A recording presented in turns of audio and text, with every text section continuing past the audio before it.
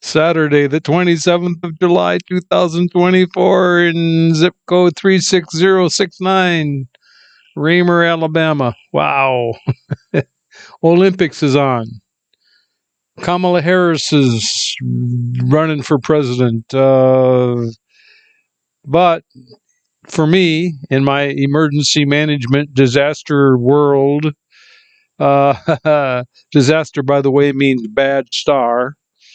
In my disaster world, we have this big fire going on out west that's affecting the West and Canada and smoke all the way to New York City and stuff. And, personally, if I had my disasters to deal with, I would rather deal with a tornado or a hurricane or a flood than I would wildfire. Wildfires, boy, I tell you, the smoke affects you from miles away, and no, no wildfire for me. So, for you people who are about to, for you, to those who are about to be homeless, I salute you.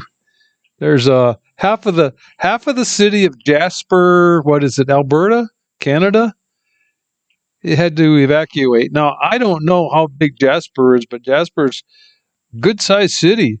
So if it's 100,000 people, 50,000 people just became homeless. Holy mackerel! I mean, just instantaneously. Wow, there they are.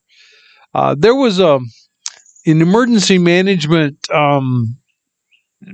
thing I saw on YouTube one time where some local city government, I don't know, California or something, was having an emergency management meeting, and the guy mentioned one of the men or one of the guys, or it was a maybe it was a webinar, I don't know, but one of the guys mentioned they said that you should have a pair of shoes ready under your bed to get up and put on and get out.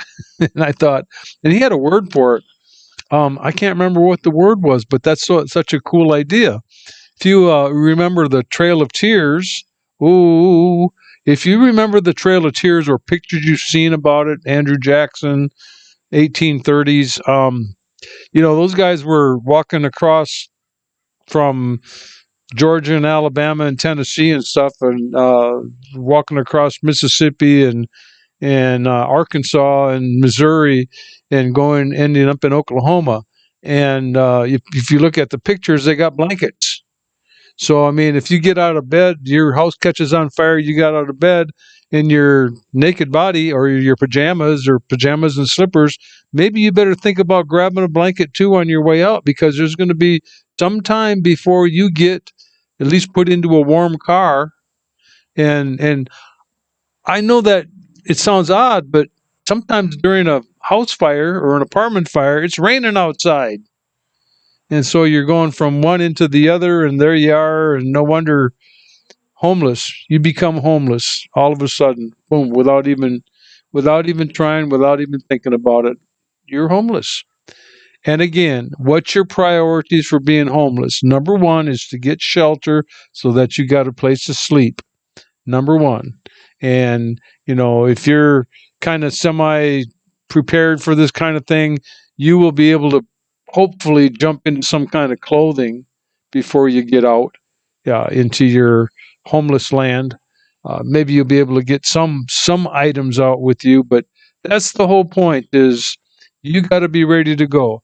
Now, in another video, I say get a tent, or get an RV, a trailer, a Class B motorhome, have a bicycle, a scooter, a car, something that you can get away from and get going for a long time. Another thing that I saw here recently is, like when you're a first responder, it's recommended that you have 3 days of water and food in the trunk of your car. And I read, what was it, in the civil defense stuff, just read recently or was watching recently, was having 2 weeks of food supplies. And in my experience with different disasters, usually the brunt of the disaster is in 2 weeks, things are starting to get back to whatever normal is. So, anyway, shelter, place to sleep, make sure you hydrate. The rest of it after that is kind of like, downhill from there. Oh, I did forget to mention, though, that the first important thing is your first aid, your health, your safety, your life.